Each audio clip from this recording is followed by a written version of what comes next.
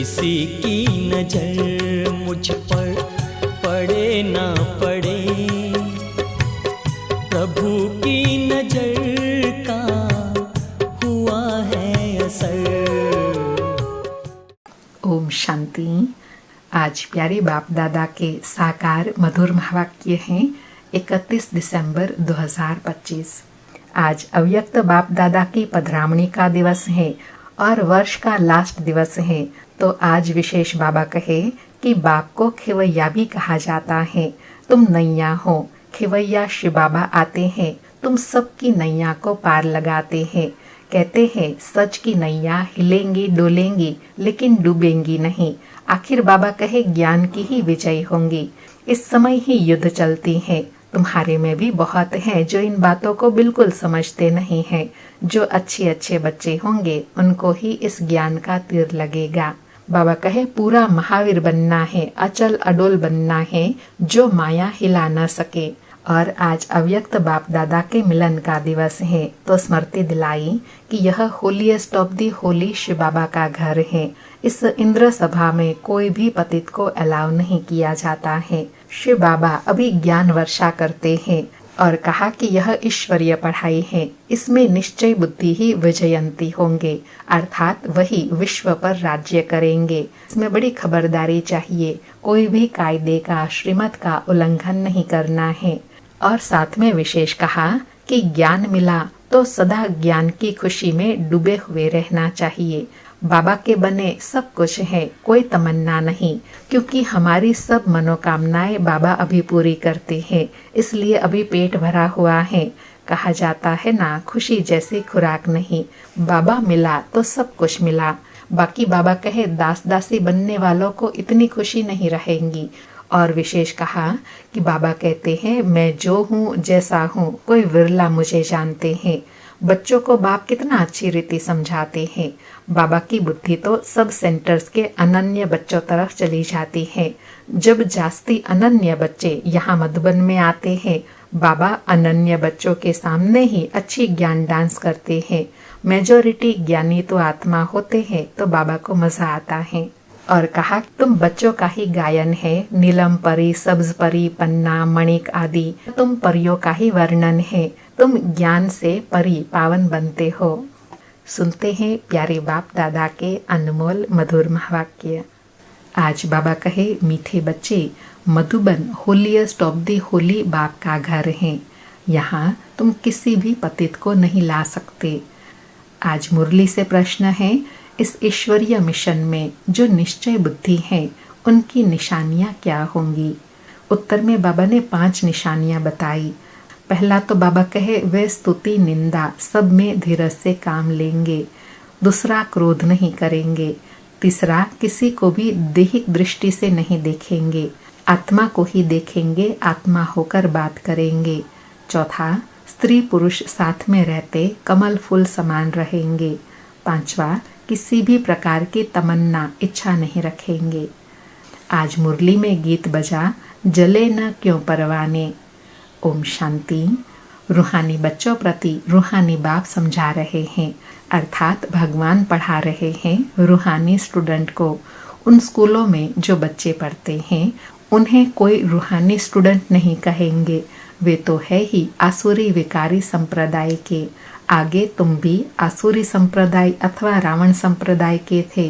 अब राम संप्रदाय में चलने के लिए 5 विकारों रूपी रावण पर जीत पाने का पुरुषार्थ कर रहे हो। यह जो नॉलेज प्राप्त नहीं करते हैं उन्हों को समझाना पड़ता है। तुम रावण राज्य में हो, खुद समझते नहीं है। तुम अपने मित्र संबंधियों आदि को कहते हो हम बेहद के बाप से पढ़ते हैं, तो ऐसे नहीं कि वह निश्चय करते हैं। अर्थात बाबा कहे तुम समझाते तो हो, लेकिन ऐसे नहीं है कि वह कोई समझ जाते हैं और निश्चय करते हैं। नहीं, बाबा कहे कितना भी बाप कहे या भगवान कहे तो भी निश्चय नहीं करते। नए को यहाँ आने का हुक्म नहीं है।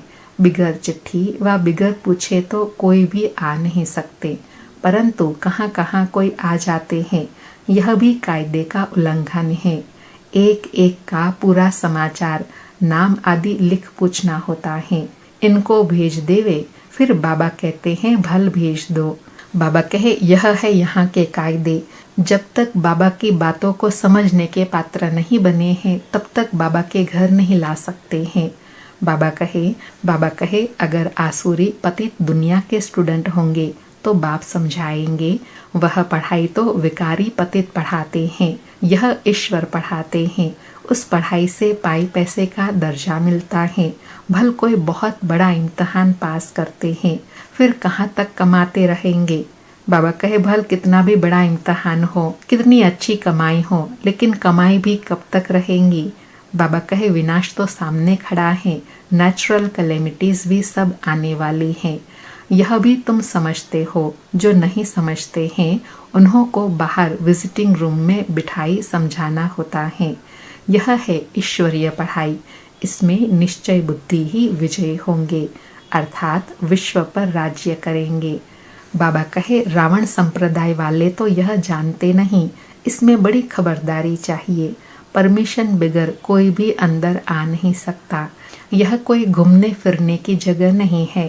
थोड़े समय में कायदे कड़े हो जाएंगे, क्योंकि यह शिव बाबा है, holiest of the holy. Shiv Baba को इंद्र भी कहा जाता है ना। यह इंद्र सभा है। 9 रत्न अंगूठी में भी पहनते हैं ना।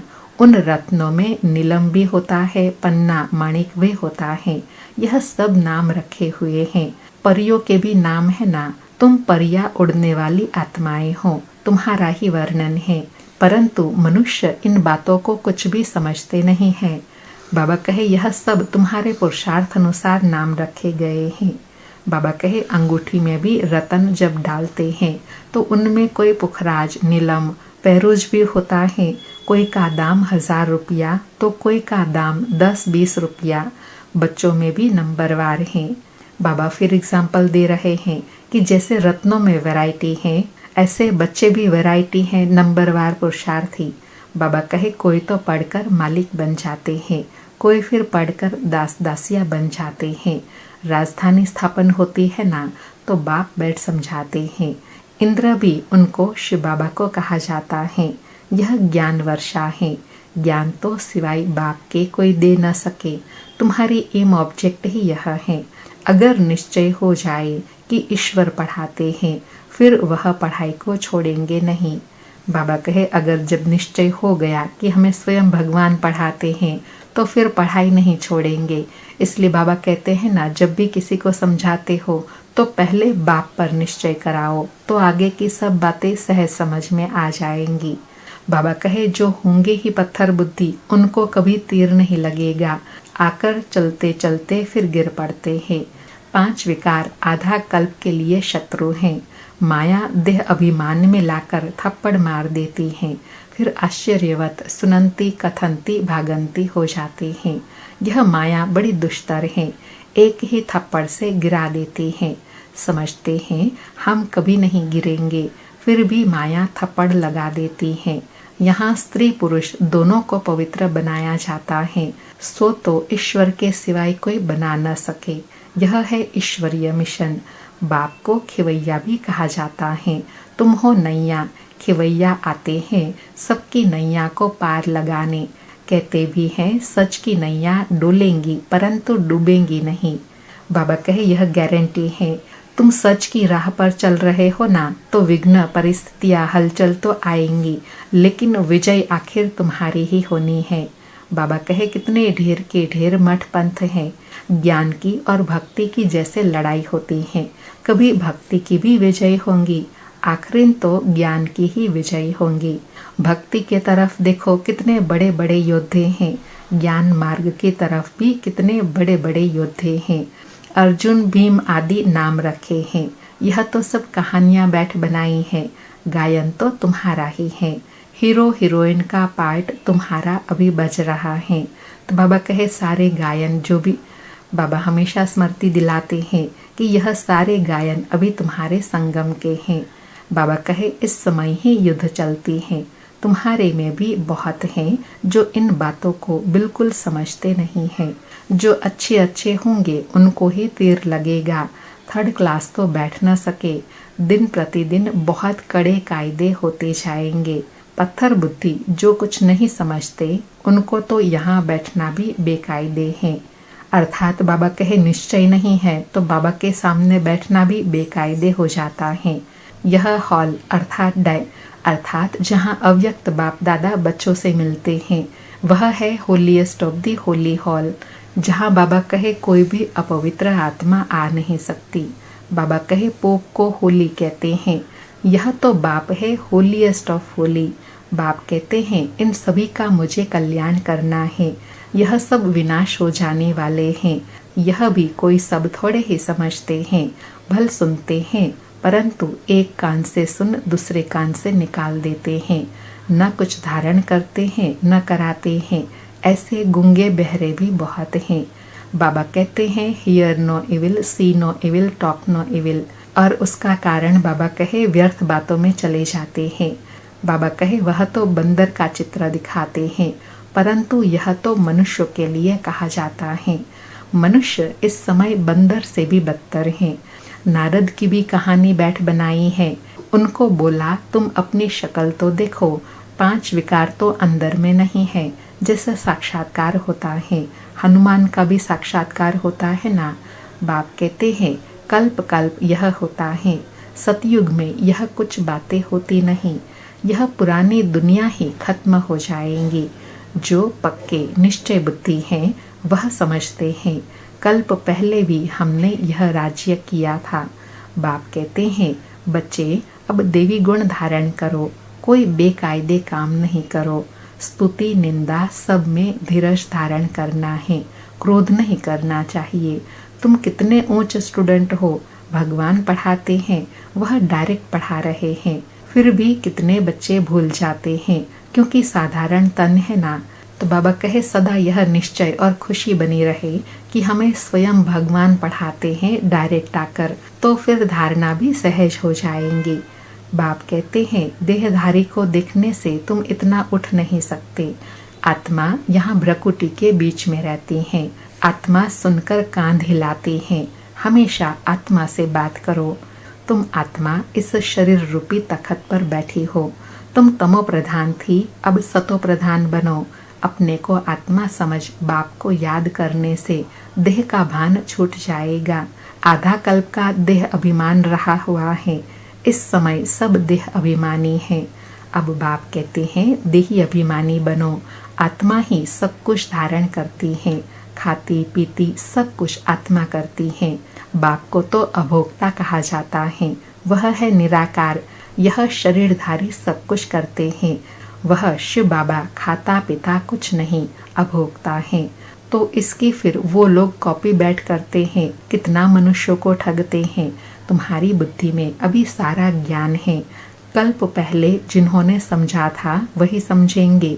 बाप कहते हैं मैं ही कल्प कल्प आकर तुमको पढ़ाता हूँ और साक्षी हो देखता हूँ।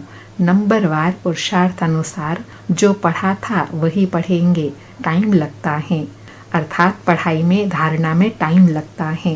बाबा कहते हैं कलयुग अभी 40,000 वर्ष शेष हैं, तो घोर अंधियारे में है ना। इसको अज्ञान अंधियारा कहा जाता है।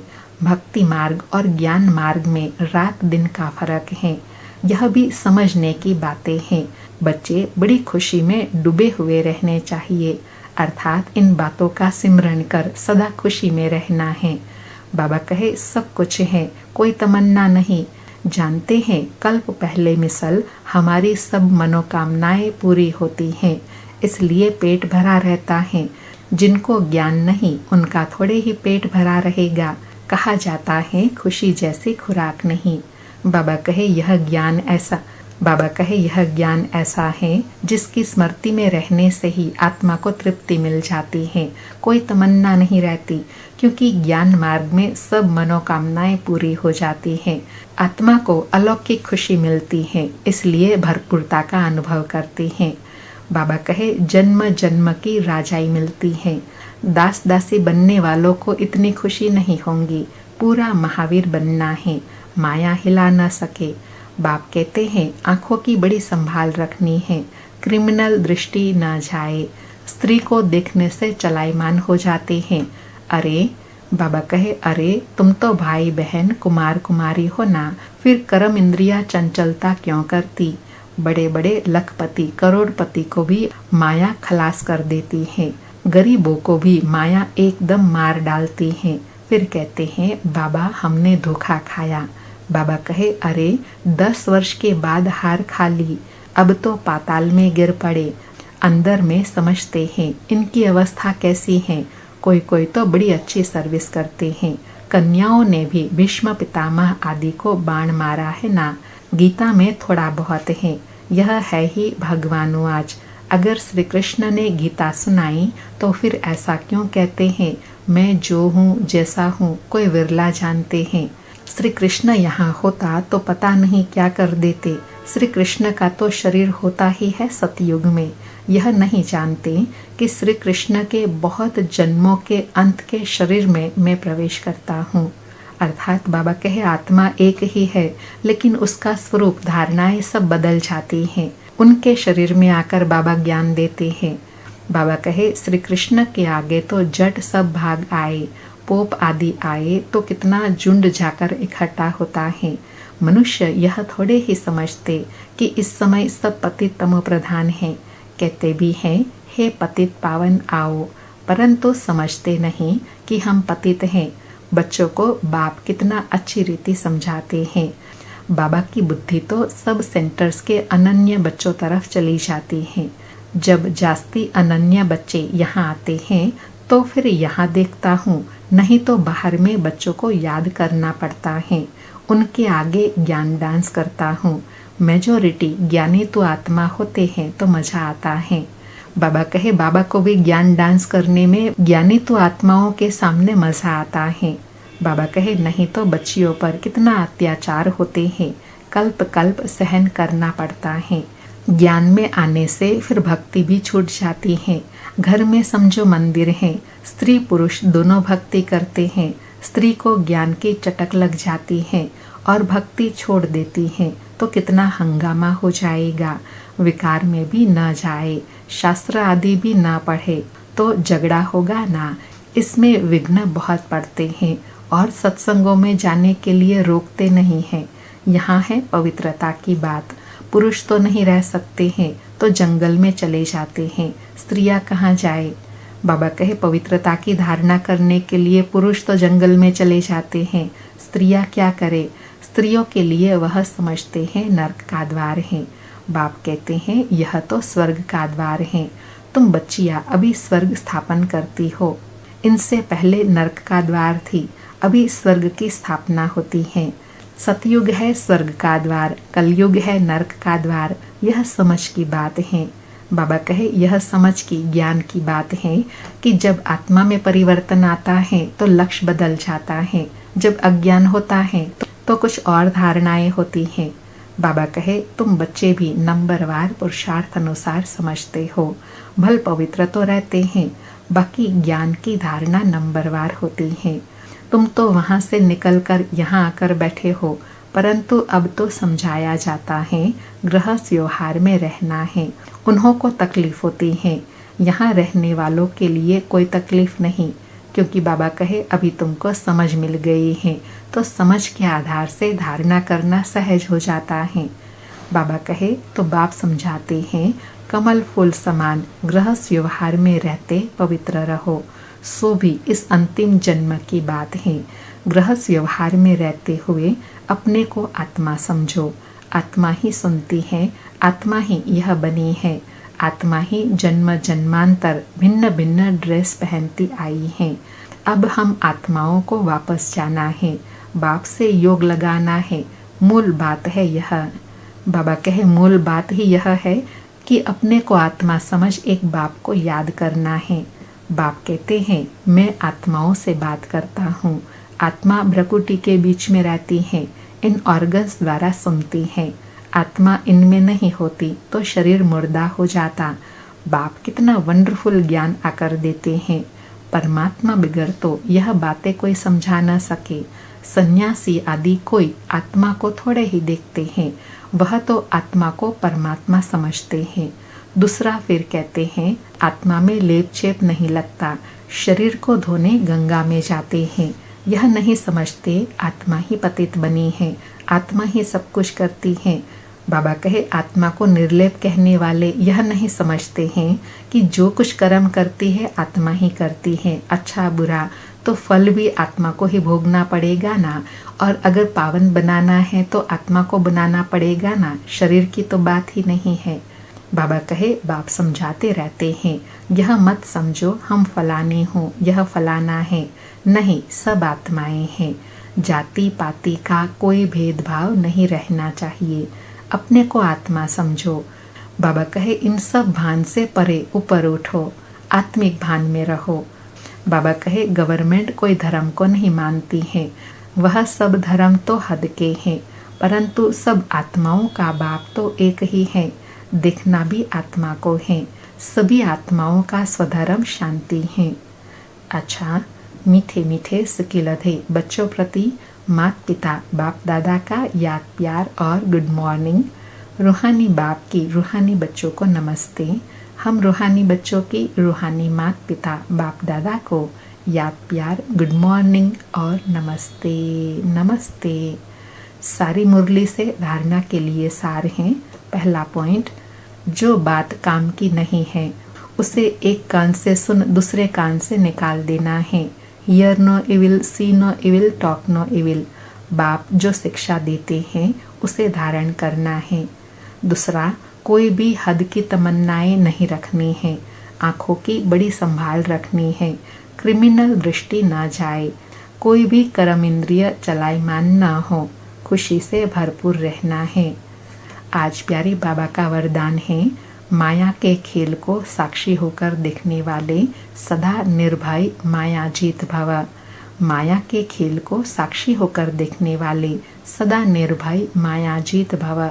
स्पष्टीकरण है, समय प्रति समय जैसे आप बच्चों की स्टेज आगे बढ़ती जा रही है, ऐसे अब माया का वार नहीं होना चाहिए। माया नमस्कार करने आए, वार करने नहीं। यदि माया आ भी जाए तो उसे खेल समझकर देखो, ऐसे अनुभव हो जैसे साक्षी होकर हद का ड्रामा देखते हैं। माया का कैसा भी विकराल रूप हो, आप उसे खिलौना और खेल समझकर देखेंगे तो बहुत मज़ा आएगा। फिर उससे डरेंगे या घबराएंगे नहीं।